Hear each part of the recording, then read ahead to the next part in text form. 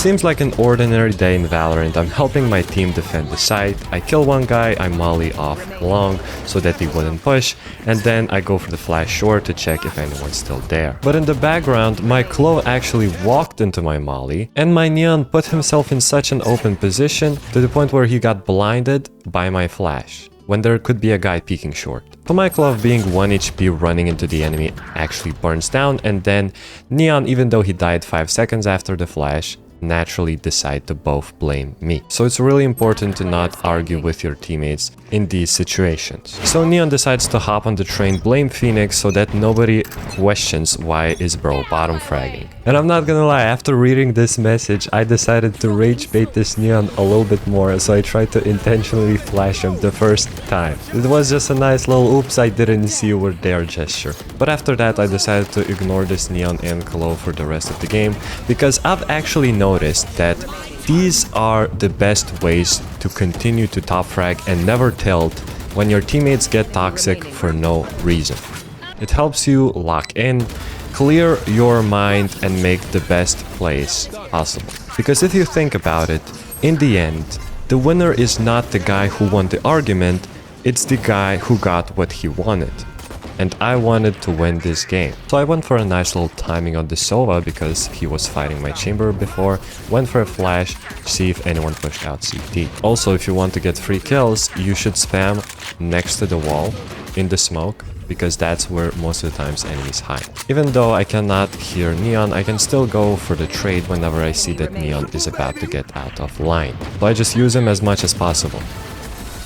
For those of you who don't know me, my name is Happy and I'm an immortal high-level coach. In this series, I help you improve your game sense and talk about how to get an advantage on every single fight that you take. If you're tired of being stuck in the same rank, I strongly suggest joining the premium tier of my group, which will be linked down in the description. Inside, I talk about the purpose of every single role, how to learn a new skill, and most importantly, how to play your character. So if you're someone who's serious about improving in Valorant, I suggest you join.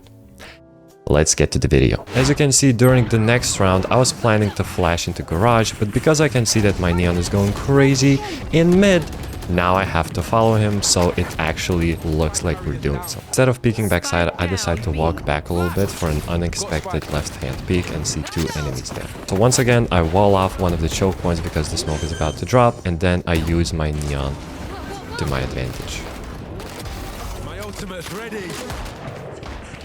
Yeah, we did. It's a 2v2 situation now. We both have guns, and I know that there's no way anyone's on A. That's why I planned to every single angle possible, even heaven in case Neon wants to play post point with me. But bro gets absolutely cooked because he's tilted, because he's mad at me, but I'm not mad at him, which allows me to play my best game.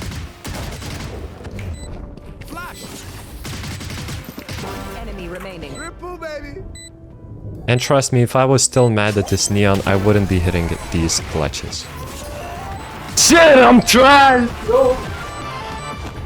Whenever you're down numbers or lose a site, it's okay to take some risk. They're going A, they're going A. Rotating A. My initial plan was to catch the last guys who are rotating. 2-A. But after hearing that there's a really big distance between the 2 packs, a possibility of just killing the 2 guys and then defusing the spike arises. One shot, no one side. Thankfully my chamber is on the same page as me. He heard that there's only 2 sides, that's why he's getting so aggressive. One city. And that's how we win rounds even after losing sight and being a member down. By the way, it's the second time I caught Soa droning. Also, this flash is super broken. Blinds everyone who's trying to retake. Also, if you have money and you're in a super winning position like we are in a 4v2 against an eco, it is actually valid for you to go ahead and get your frags, because more kills, more RR for you. Just make sure to pick your battles carefully, however. I didn't pick my battle correctly here. I went to take the orb and I died to an operator. So next round, we obviously will not be going C anymore. Instead, it's actually better to split the side that an operator's playing at or take space to your best ability. If you take a look at the map, we're not really getting into any side. However, we are taking space. They're holding me. Because the dust settles, I make a read on where the two enemies are gonna be holding me. Shit, backside chamber now. And when you have all of these gaps in the enemy's territory, good things will happen. Once again, I use this neon to my advantage. Because he's running into B and we have B side, enemies will naturally assume that I ran with him. But this time, I play a little bit differently. And remember when I said if you're up 4-2 against an eco and you have money for the next round, go look for your frags. Well, this doesn't apply to Chamber, because Chamber, unlike me when I was pushing... What are we doing? Come on, Chamber. Just save the op, brother. Brother cannot afford the op, brother. Once again, my team unexpectedly executed on B, so I followed them. And because we didn't get a pick on B... I'm gonna flash even. It's really important for you to take one of the links. It's best to take a link, so you don't get squished later on retakes. I can hear Chamber's footsteps, so I'm gonna send in the bait first.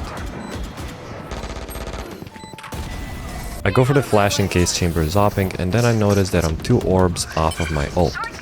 Give me spike, Clove. Drop spike, Clove, drop spike. But my Clove is too mad at me to do that. Clove, give me a spike. Yeah. Flashing. Give me a spike. Give me a spike. Alright, buddy. I hope you get immortal, man. You can do it. Go get your KD. That's right, Blue. That's another one. Ah, unlucky. So if you're looking to deal with toxic teammates, I suggest just ignoring them, muting them, and doing your best. Super inspirational story. Now back to game sense. Here's why it's important to understand your character. This lineup has been out since the beginning of Valorant, and people, including me, still fall for it even in high rank. So there's a right way and a wrong way to trade your teammate. First, our Sova is gonna demonstrate to you how to trade the wrong way. And now the coach will show you how it's actually done. You wait for the teammate to make contact, and then you go ahead and peek.